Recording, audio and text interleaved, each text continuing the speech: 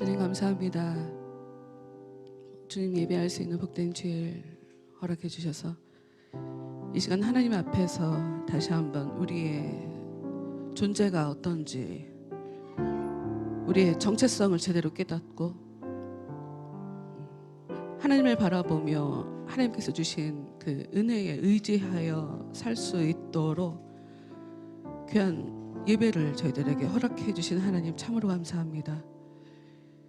은혜 없이 단 한순간도 살 수 없는 저희들 불쌍히 여겨주시고 하늘의 그 놀라운 은혜로 각 사람들 한 사람 한 사람 심령 가운데 역사해 주셔서 하나님의 사랑을 받으며 많은 사람들에게 우리가 받은 사랑을 나눠줄 수 있는 그런 사람들 될 수 있도록 저희들의 심령 가운데 하늘의 그 사랑을 풍성하게 공급하여 주시옵소서. 끝나는 시간까지 저희들 찬양할 때에 가사 하나하나 주님을 향해서 정직하게 노래하게 하시고 말씀을 대할 때도 기도할 때도 매 순간순간 성령께서 도와주셔서 모든 예배에 성공할 수 있는 저희 모두가 되도록 주의 역사하여 주옵소서. 예수님 이름으로 기도합니다. 아멘.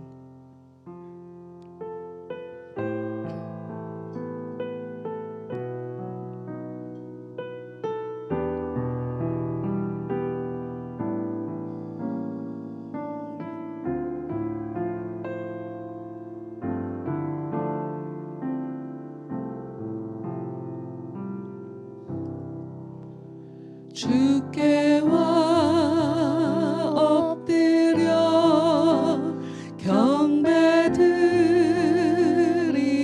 경배드립니다. 주 계신 곳에 기쁨 가득 무엇과도 누구와도 바꿀 수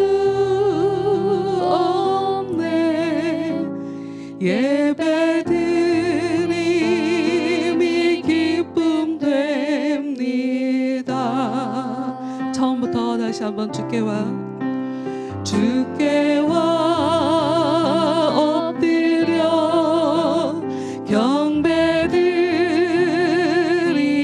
경배드립니다. 주 계신 곳에 기쁨 가득 무엇과도 누구와도 바꿀 수 없네. 예배드림이 기쁨됩니다. 무엇과도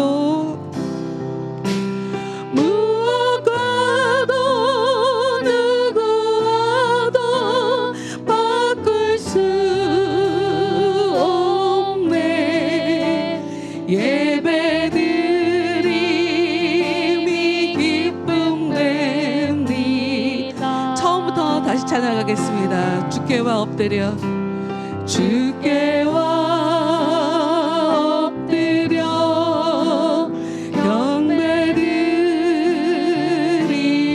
경배드립니다. 주 계신 곳에 기쁨 가득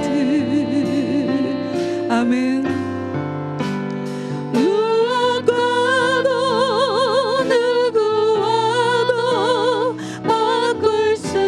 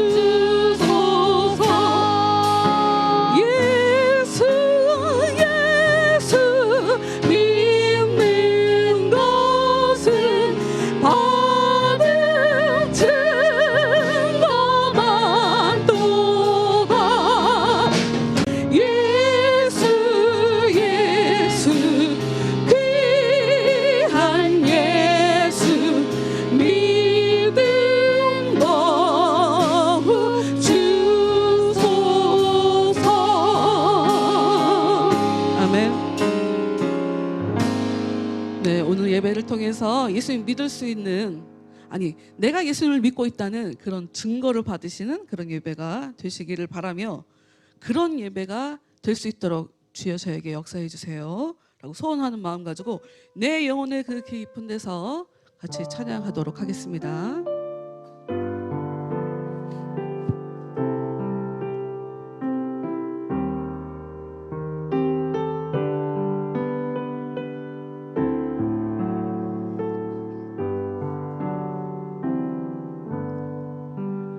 내 영혼의 그 깊은 데서 맑은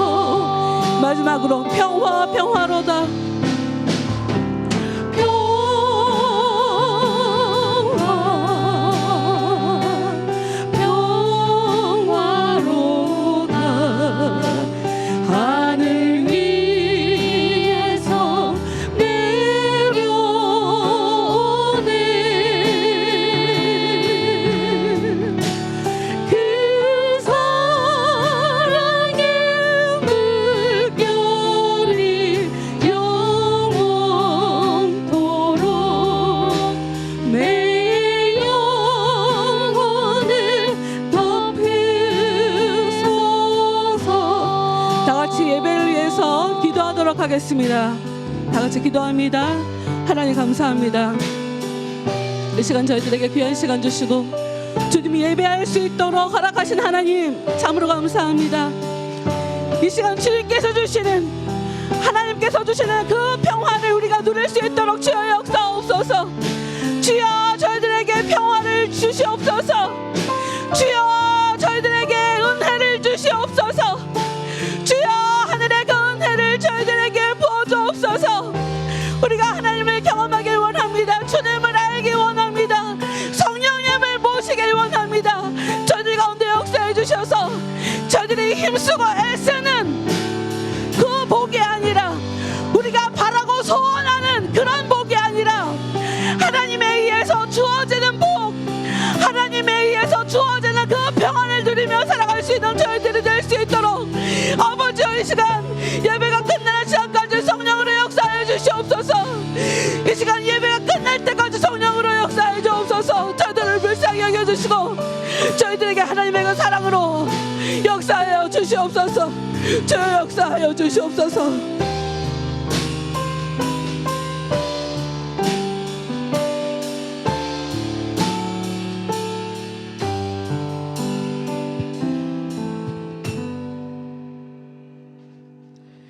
네, 다 같이 사도신경으로 자신의 신앙을 하나님 앞에 고백하도록 하겠습니다.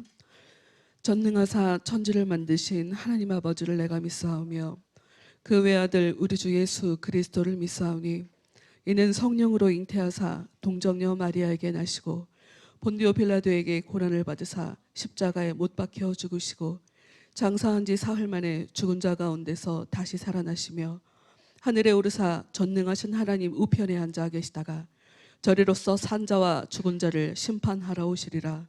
성령을 믿사오며 거룩한 공회와 성도가 서로 교통하는 것과 죄를 사하여 주시는 것과 몸이 다시 사는 것과 영원히 사는 것을 믿사옵나이다.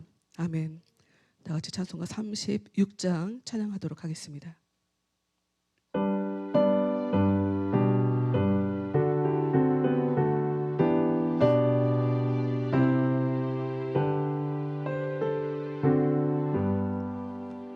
주 예수 이름 높이어 다 찬양하여라. 금멸 육안을 들여서 만유의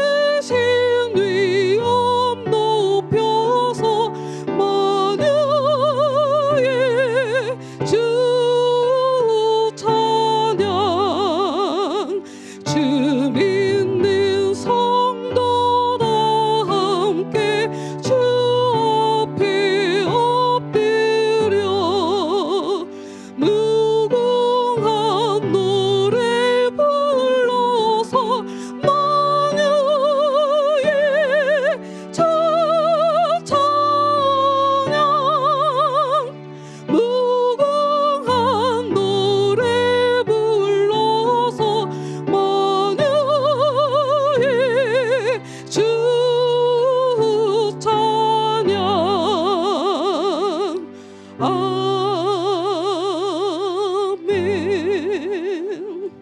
아멘. 오늘 함께 나누실 말씀 보도록 하겠습니다. 마태복음 23장 37절부터 39절 말씀입니다. 마태복음 23장 37절부터 39절 말씀입니다. 제가 가진 성경으로는 신약성경 40페이지에 있습니다. 마태복음 23장 37절부터 39절 말씀 읽도록 하겠습니다. 다 같이 읽을까요? 다 같이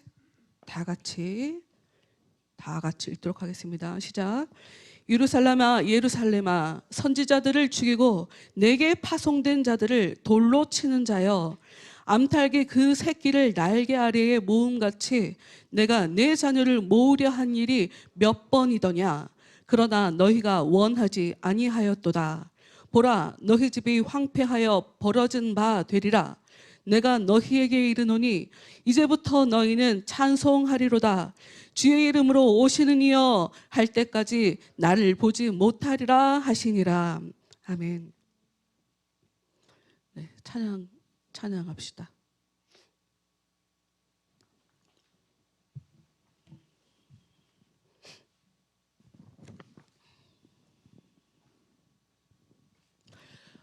아마 아예 완전 처음 보시는 그런 분들이 많으실 것 같아요. 그냥 왜 모르는 찬양을 하지? 라고 생각하지 마시고 그냥 가사를 같이 따라와 주시면 될 것 같습니다.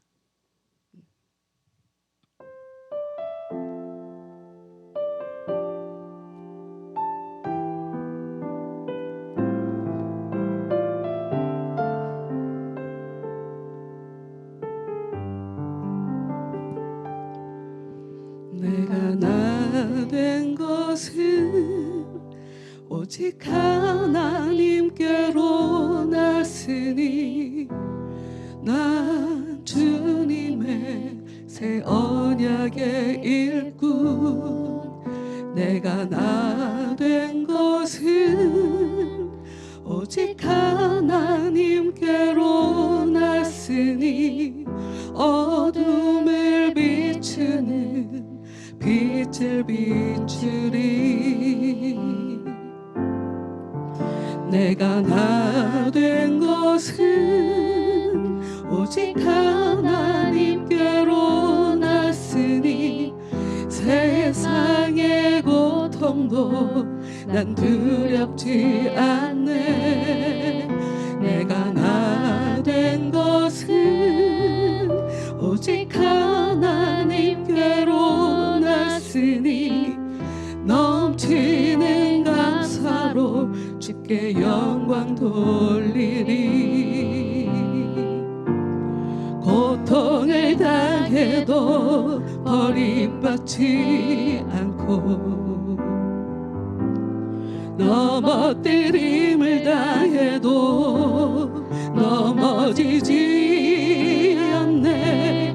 내 몸에 예수의 생명 있으니 주 보좌 앞에 내가 서겠네. 내가 나 된 것은 오직 하나님께로 났으니 난 주님의 새 언약의 일꾼. 내가 나 된 것은 오직 하나님께로 났으니 어둠을 비추는 빛을 비추리.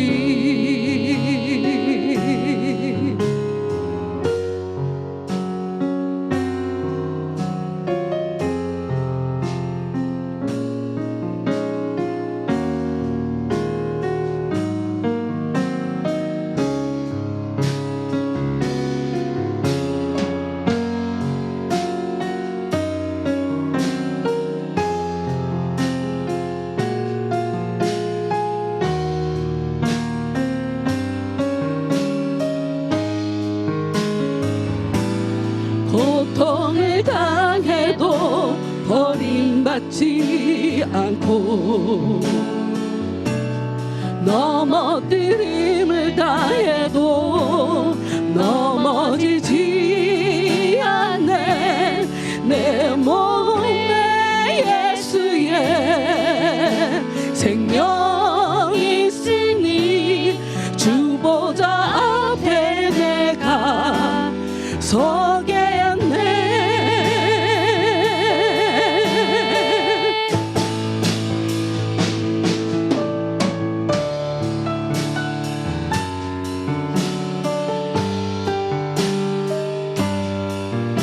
내가 나 된 것은 오직 하나님께로 났으니 세상의 고통도 난 두렵지 않네. 내가 나 된 것은 오직 하나님께로 났으니 넘치는 감사로 주께 영광 돌리리. 넘치는 감사로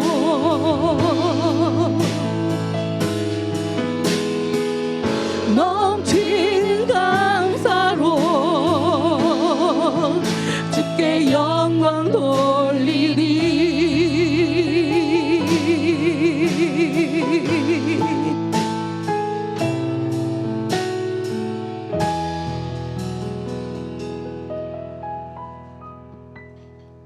네, 기도하겠습니다.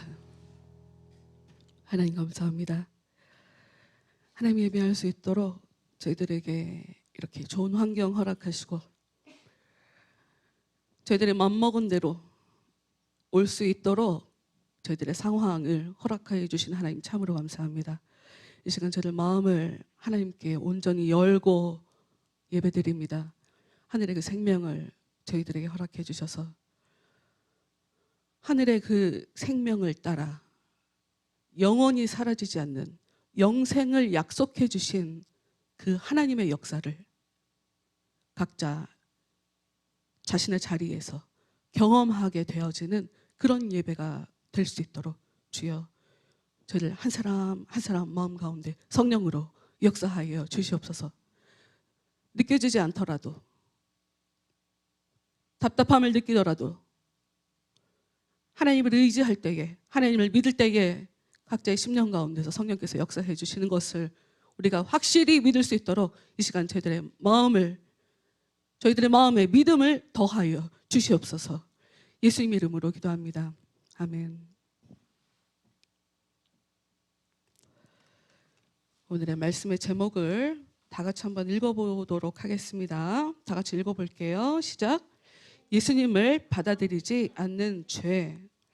지난주 또 그 전주 예수님이 그 사랑의 예수님이 십자가에 달려서 돌아가심으로 인류를 살리시는 그 놀라운 사랑을 베풀어 주신 그 예수님께서 비난을 했던 자들, 바리새인과 서기관들, 대체 이들에게 예수님께서 왜 비난을 하셨는가를 우리가 살펴보았단 말이죠.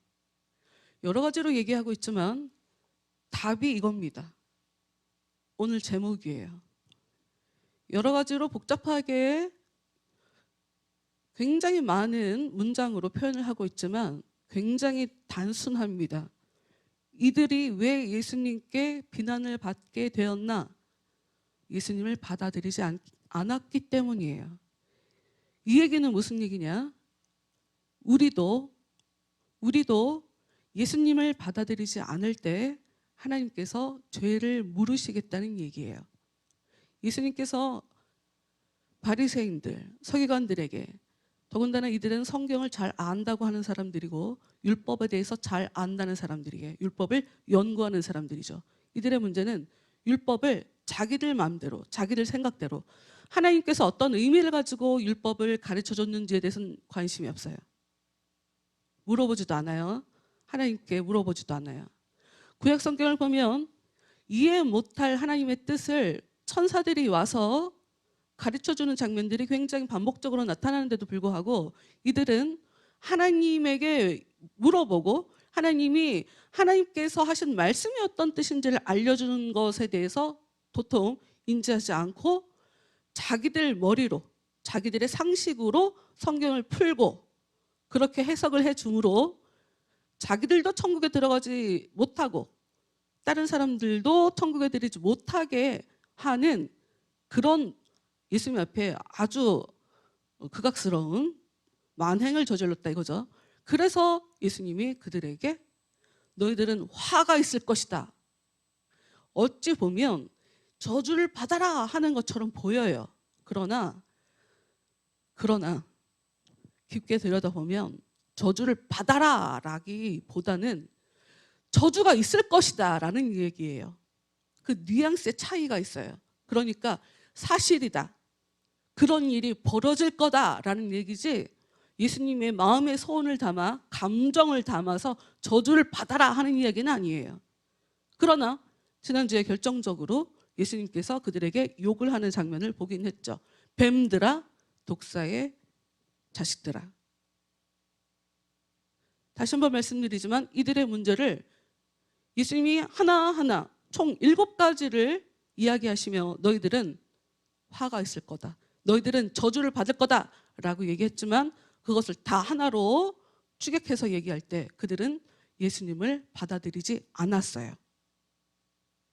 지난주에 하다가 멈춘 중간에 끄는 말씀 23절로 돌아가서 다시 한번 이제 나머지 이들에 대해서 지적하고 있는 예수님이 대체 어떻게 말씀하고 있는지를 볼게요. 23절 화 있을진저 외식하는 서기관들과 바리새인들이여 너희가 박하와 회양과 근처에 11조는 들이되 율법이 더 중한 바 정의와 긍휼과 믿음은 버렸도다. 그러나 이것도 행하고 저것도 버리지 말아야 할지니라. 이게 여러분 제가 모태신앙이거든요. 그래서 제가 70년에 태어나서 이제까지 교회를 계속 다녔어요. 근데 굉장히 많은 설교를 들었겠죠. 자주 들었던 말씀이에요. 정말 자주 들었던. 그런데 어느 날 깨달았어요. 자주 들었는데 난 절반만 알았었다. 뭐냐면 그러나 이것도 행하고 저것도 버리지 말아야 할지니라 라고에 대해서는 설교를 들어본 적이 없어요. 이제껏 교회를 다니면서 항상 그 위에까지만 율법적으로 믿음은 없는 상태에서 행함으로만 구원을 받으려고 하는 이 외식하는 이 사람들은 예수님께 비난을 받았다. 그들에게 예수님이 너희들은 믿음이 없다. 너희들은 정의롭지 않다 라고 책망을 하셨다. 거기까지만 들었어요. 그 뒤에를 들어보지 않았어요. 어느 날 그걸 깨닫고 제가 좀 깜짝 놀랐어요. 이게 왜 중요하냐면요, 여러분. 우리가 살다 보면 뭘 하나를 새로운 걸 깨닫잖아요. 그러면 그 하나를 깨달은 것만 갖고 그것이 진리인 것처럼 살아가는 게 보통의 인간이에요. 그것이 진리인 것을 생각하면서 살다가 또 다른 걸 배우죠. 그러면 이걸 또 버리고 또 그걸 그리로 가요. 즉 무슨 얘기를 하고 싶으냐면 성경에서 술 좋아하시는 분들, 술 마시는 분들 성경에 어디 술 마시지 말라는 얘기가 써있냐? 술 취하지 말라고 써있지 라고 하시면서 술 드시는 분들이 있어요. 여러분 그러시면 안 돼요. 성경을 자기 마음대로 해석을 하고 자기 삶 속에 그렇게 적용을 하시면 그게 믿음이냐고. 적용했잖아. 적용해서 술을 마시잖아요. 믿음으로 적용한 거냐 말이지. 이거 악용이지. 무슨 얘기를 하고 싶으냐면 성경에 어떤 말씀을 이야기할 때는 이유가 있어요. 가령 왼쪽으로 치우쳐 있을 때는 오른쪽으로 가라 라고 써 있고 오른쪽으로 가 있을 때는 왼쪽으로 가라 라고 써 있단 말이에요. 근데 우리는 그걸 잘 모르니까 그리고 각자 우리의 영적 환경이 내가 지금 왼쪽에 치우쳐 있는 사람인지 오른쪽에 치우쳐 있는 사람들을 모르니까 만약에 내가 왼쪽에 치우쳐 있다.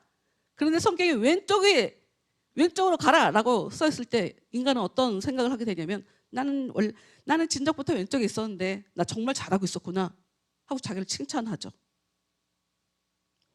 하나님께서 율법을 주신 이유는 율법을 통해서 하나님이 얼마나 정의를 중요하게 여기시는지, 그리고 불쌍한 사람들을 불쌍하게 봐야 된다라고 하는 것을 배우기를 원하셔서 율법을 줬단 말이에요.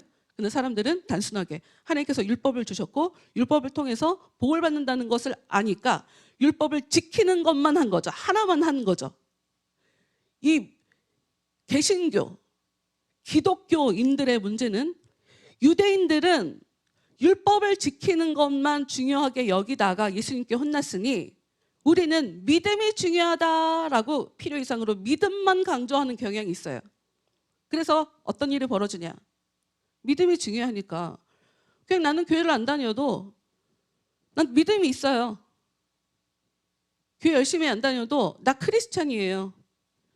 지난달인가 어떤 젊은 친구가 자기가 크리스찬이라고 이상한 노래를 하나 발표를 했어요. 되게 충격적이었어요. 나는 젠장 크리스찬이야. 이런 식의 뉘앙스거든요. 무슨 얘기냐면 사람들이 크리스찬이라고 얘기는 하지만 정작 삶 가운데 믿는 사람 같지 않게, 예수님 믿는 사람 같지 않게 살아간다는 거죠. 이름만 붙이고 있는 거예요.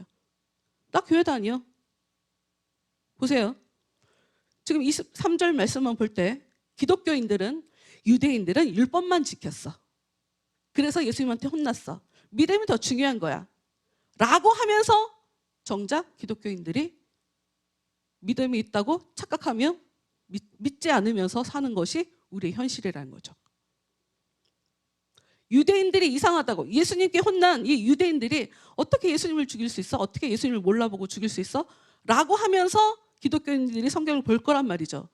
그 사람들조차도 너무 쉽게 나는 크리스찬이다 하고 얘기하는 것이 지금 우리의 모습이라는 거죠. 성경에서 중요하게 얘기하는 거. 겉모습도 중요하고 속 마음도 중요하다. 겉의 형식도 중요하고 내적으로 그 사람이 존재 안에 있는 이 마음 상태, 정신 상태, 이것도 중요하다. 이걸 예수님이 얘기하고 있는 거예요. 하나만 하면서 잘한다고 얘기하지 마라 하고 얘기하는 거죠.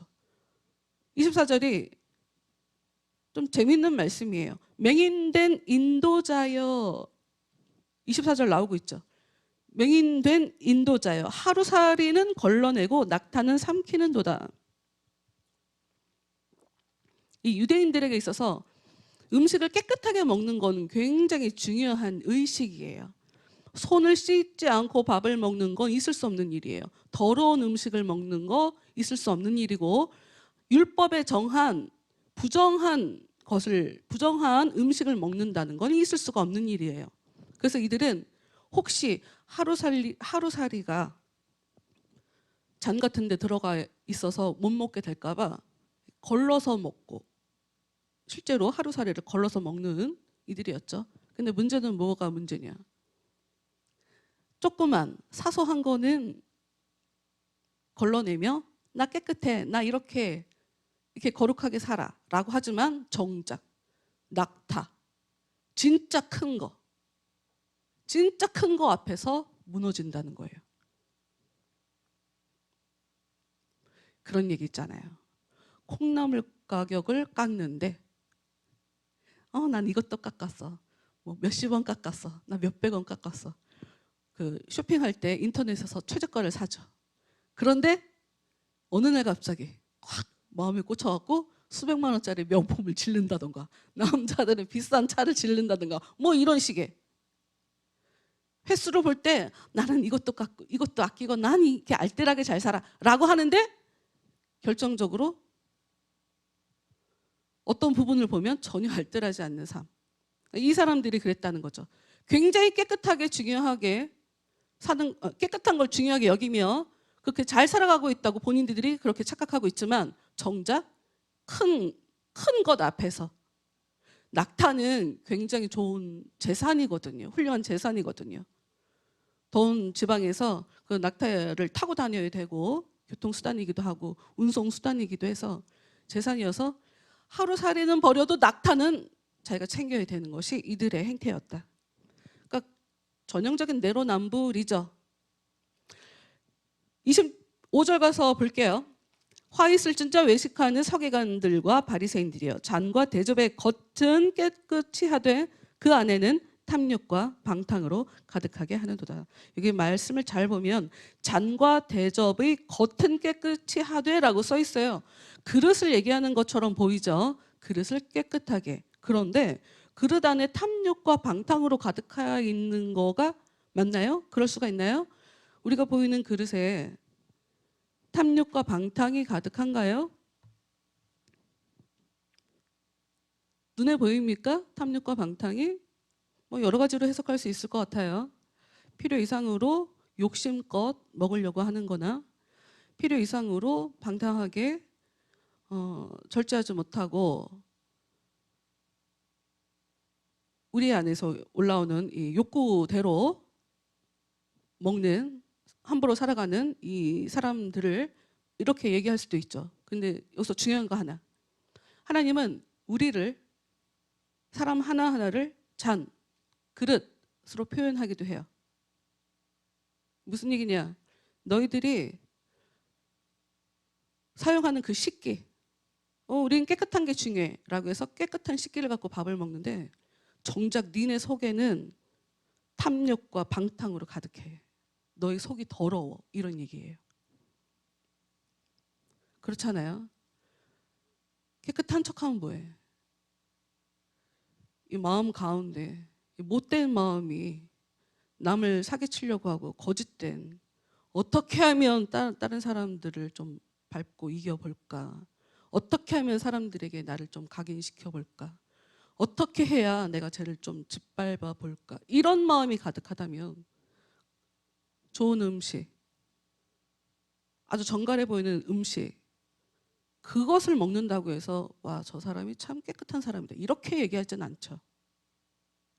예수님은 겉모습도 중요하지만 내적 상태를 굉장히 중요하게 여기세요. 어찌됐건 만약에 둘 중에 하나를 취해야 한다면 내적으로 깨끗한 거 이게 더 중요하니까. 그런데 예수님께서 얘기하시죠. 이들이 왜 이렇게 사는가? 예수님 볼 때 이들은 눈이 멀었다는 거예요. 눈먼 바리새인이여 너는 먼저 안을 깨끗이 하라. 그리하면 겉도 깨끗하리라. 이게 굉장히 자연스럽죠. 여러분 속 마음이 깨끗하면 겉으로도 깨끗하는 게 자연스럽죠. 비슷한 말씀을 하신 게 있죠. 나무가 좋으면 열매도 좋을 거다. 비슷한 이야기를 하신 적이 있어요. 계속 또 비슷한 관점으로 27절에 또 이어집니다. 화 있을진저 외식하는 서기관들과 바리새인들이에요. 회칠한 무덤 같으니 겉으로는 아름답게 보이나 그 안에는 죽은 사람이 뼈와 모든 더러운 것이 가득하도다. 이스라엘 사람들은 그 명절이 되면 주기적으로 정기적으로 예루살렘을 성전에 방문을 해야 돼요. 그럼 어떤 일이 벌어지냐면 먼 다른 나라에 살던 사람들이 그 명절에 맞춰서 이제 예루살렘으로 오는 거예요. 그때 어떤 일이 벌어지냐? 우리나라는 그 무덤을 만들면 이렇게 잔디를 심어갖고 이렇게 봉분을 딱 유지시켜주는 그런 일을 하잖아요. 근데 이쪽은 워낙 풀이 없어요. 더운 지방이잖아요. 그리고 1년의 절반은 아예 그냥 사막 같은 그런 환경이니까 그래서 이 사람들은 시간이 지날수록 무덤과 보통 길이 구별하기가 어려워져요. 근데 뭐가 문제냐면 명절에 예루살렘에 와서 이 사람들은 하나님께 제사를 드릴 거예요. 정결하게 와야 된단 말이에요. 정결하지 않으면 그 제사에 참석할 수가 없거든요.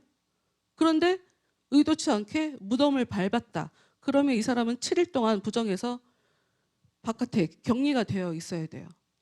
그러면 먼 길을 왔는데 참석을 할 수가 없잖아. 그래서 서로 미연에 이 일들을 방지하기 위해서 무덤에 회를 칠해놔요. 이것이 무덤이다 하는 것을 가르쳐 주기 위함이죠. 과거에 로마 시대 때 시멘트가 있었다는 얘기를 듣고 제가 처음에 굉장히 어머 어떻게 그게 옛날부터 있었다고? 시멘트는 현대 사회에만 있는 게 아니야? 막 이 생각을 했는데 성경에도 그런 게 나와 있어서 와 이게 옛날부터 이런 일이 있었구나 하고 굉장히 재밌게 봤었던 장면인데 예수님이 회를 칠해서 깨끗하게 해놓으면 깔끔하고 아름다워 보이죠. 그런데 예수님이 보실 때 너희들이 지금 딱 그렇다. 겉으로는 화려하고 아름답고 깨끗해 보이고 하나님 앞에서 잘 살아가는 것처럼 보이지만 니들 마음속이 그러니까 무덤 같다고 하면서 27절에 후반절 뒷부분에 나오죠. 죽은 사람의 뼈와 모든 더러운 것이 가득하도다.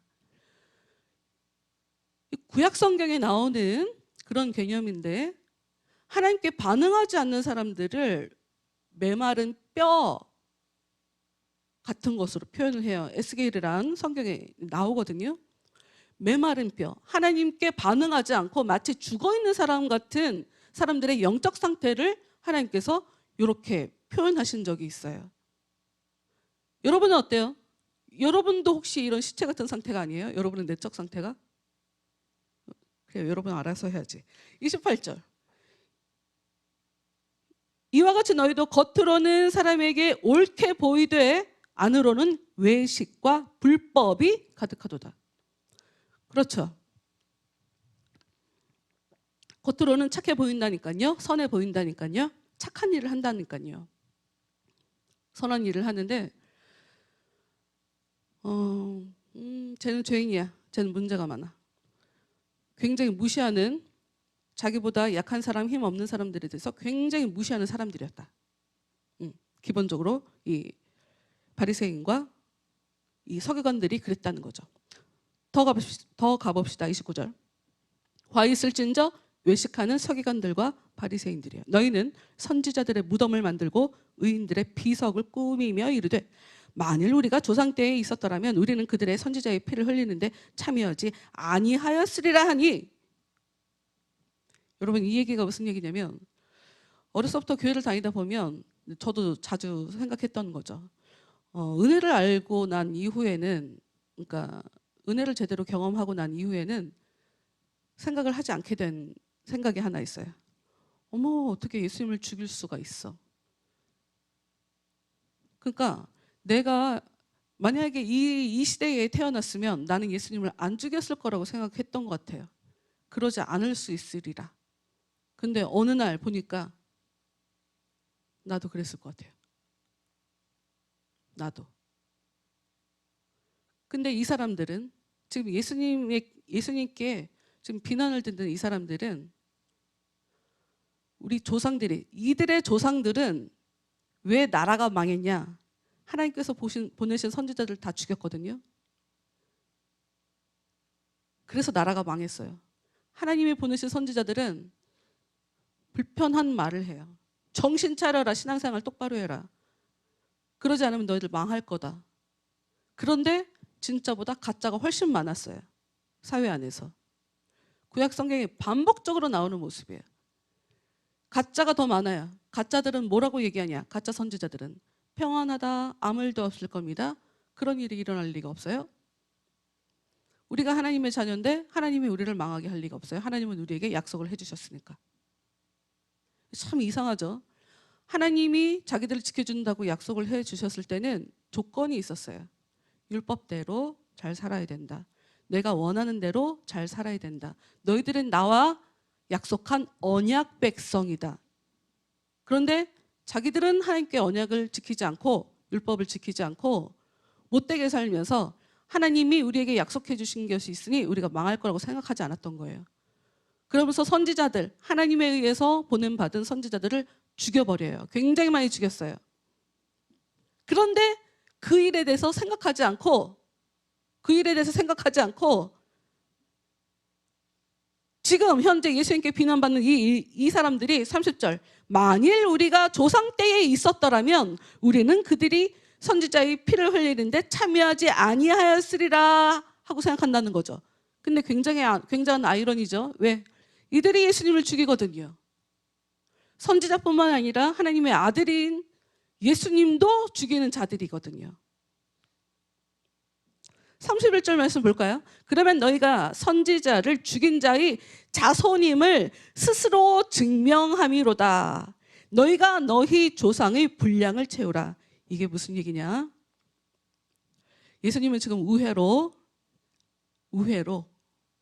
너희들 조상들이 버린 죄에다가 남은 부분, 그걸 니네들이 채우게 될 거다. 니들이 나를 죽이면서, 이런 얘기예요. 그러니까 자신의 죽음을 미리 예언하고 있는 상황이죠. 이들은 그걸 깨닫지 못해요. 그러면서 예수님이 드디어 33절에 뱀들아, 독사의 새끼들아, 너희가 어떻게 지옥의 판결을 피하겠느냐.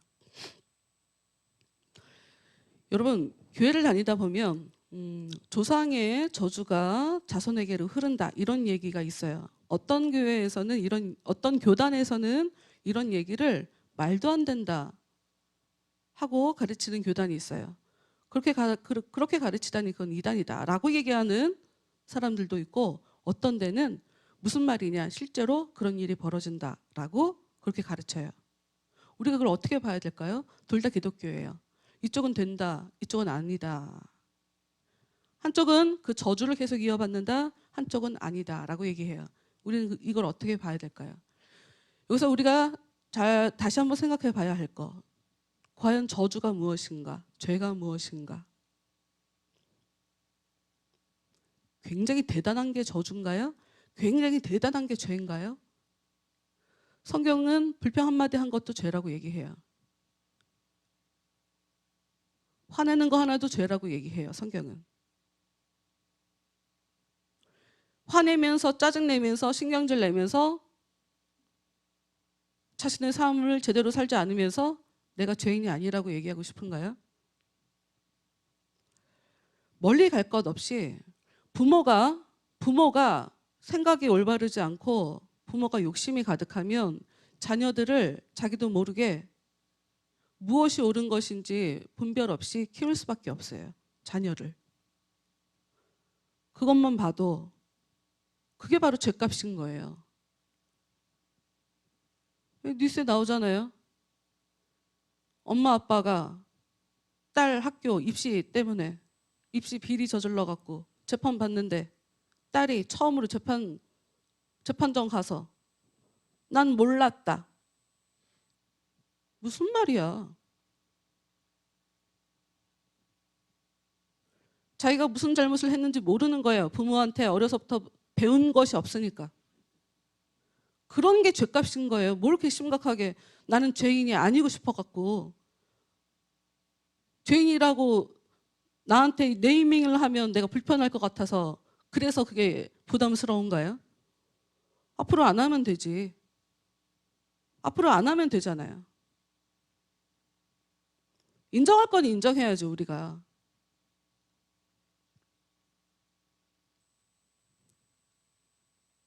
부모들의 신앙생활을 잘 못하면 자녀들도 신앙생활을 제대로 못해요. 부모 때문에 교회 가기가 싫으니까. 멀리 있는 문제가 아니에요. 대단한 일도 아니고.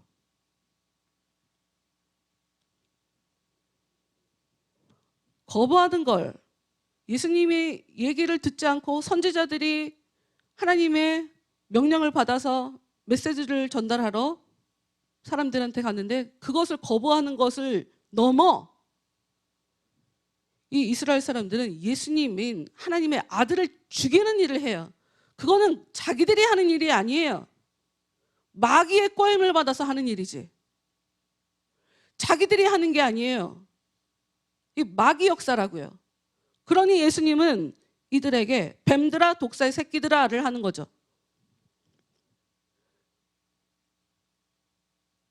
마귀는 우리에게 어떻게 역사하는가? 그렇다면 성령은 우리에게 어떻게 역사하는가? 성령은 우리에게 찾아와서 예수가 어떤 분인지를 알게 하는 일을 해요.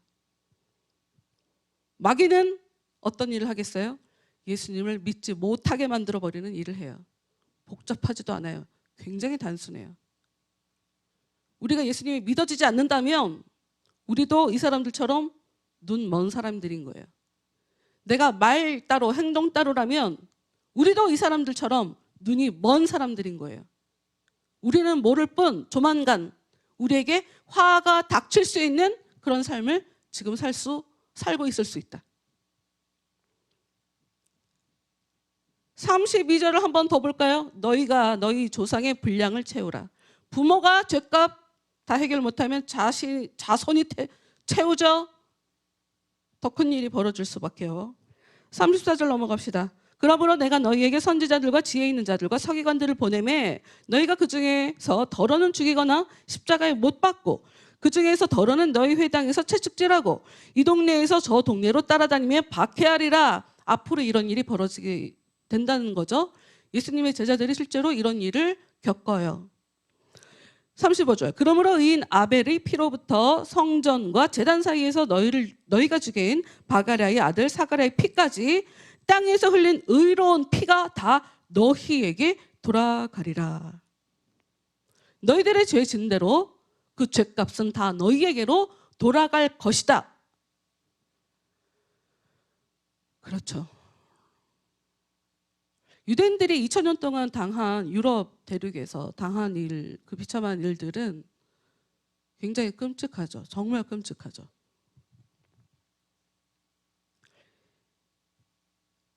이 예수님의 말씀은 40년 후부터 이들에게 현실이 되어서 그 이후로 2000년 동안 이들은 굉장히 핍박당하며 유대인들은 그렇게 살게 돼요.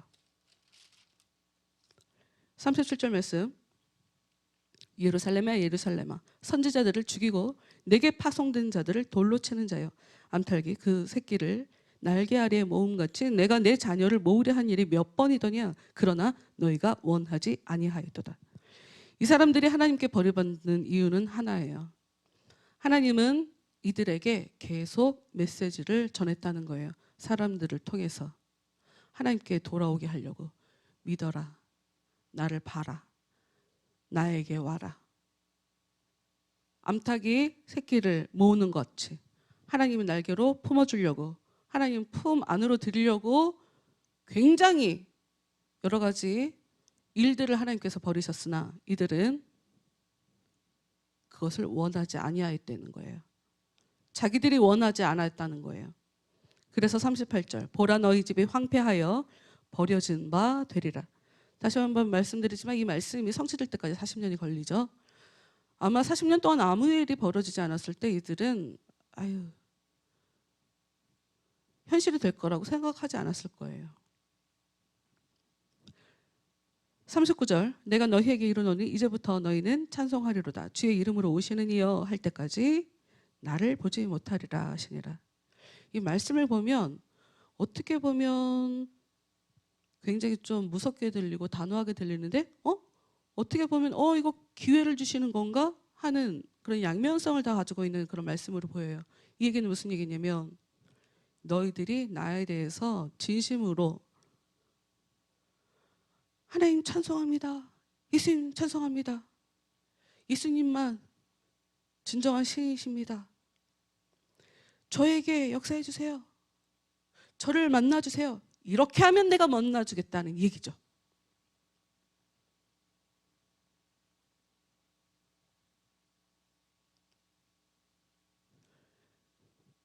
여러분, 악한 존재들은 우리의 의지와 상관없이 절대로 우리에게 예의를 지키지 않고 우리의 삶을 무너뜨리려고 우리에게 역사해요. 근데 상대적으로 하나님께서는 우리가 진정으로 원해야 우리에게 역사해 주세요. 아무것도 안 하면 아무 일도 벌어지지 않아요. 도와달라고 하셔야 돼요. 부족한 것, 문제 있는 것, 죄 문제를 하나님께 내놓으셔야 돼요. 상담을 하시라고요. 부탁을 하시라고. 도움을 요청을 하세요. 구원이란 단어는 굉장히 단순합니다. 구원, 도와준다는 얘기거든요. 도와달라고 하세요. 그리고 성경에서 얘기하는 악하다라고 얘기하는 것들에 대해서 하나하나 끊어가세요, 여러분. 물론 쉽진 않아요. 그러나 기도하면 끊어져요. 변할 수 있어요. 우리 존재는 변할 수 있어요. 당연히. 우리가 하나님보다 셀 수는 없거든요. 악한 것들이 하나님보다 셀 수는 없거든요. 우리 안에 찾아오신 성령께서 내가 정말 원할 때 우리 안에 찾아오신 성령께서 우리를 도와주시면 우리는 변할 수 있어요. 대신에 우리 찬양하면서 하나 알아야 될 거, 우리 안에 주인이 있다는 걸 여러분 아셔야 돼요. 여러분이 섬기는 그 어떤 존재가 여러분의 마음 가운데 있어요. 자존심이 될 수도 있고요, 돈이 될 수도 있고요, 자신의 평판이 될 수도 있어요.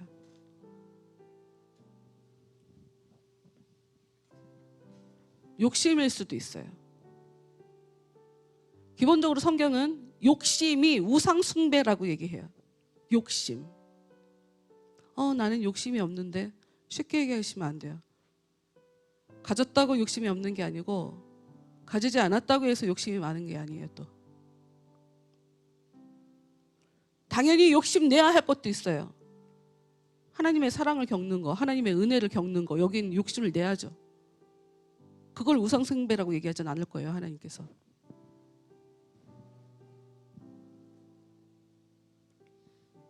이것은 여러분이 여러분의 마음을 들여다보며 내 안에 어떤 주인이 있는지 그것을 내려놓으려고 하는 여러분의 의지가 여기서 가장 중요해요. 괜찮아요, 보지 마세요. 뭐 그냥 그런 일이 벌어진 거야. 하나님이 구원해 주신다고 하고 도와주신다고 하고 우리에게 정말 그 영적인 복을 주신다고 하는데, 우리가 하나님께 도와달라고 하지 않으면 아무 의미 없다.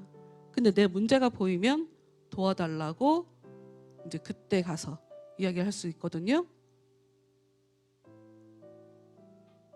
찬양하면서 가사를 생각하며, 저는 이 찬양의 가사를 생각하면서 이 가사대로 제 마음을 하나님께 이렇게 계속 움직여요.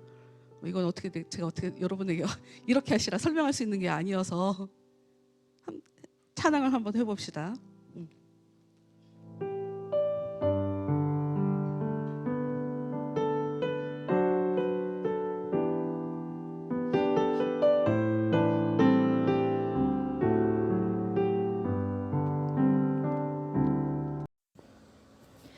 열매 맺는 교회에서는 하나님의 마음으로 영혼들을 바라보며 사랑으로 함께할 사역자를 모십니다.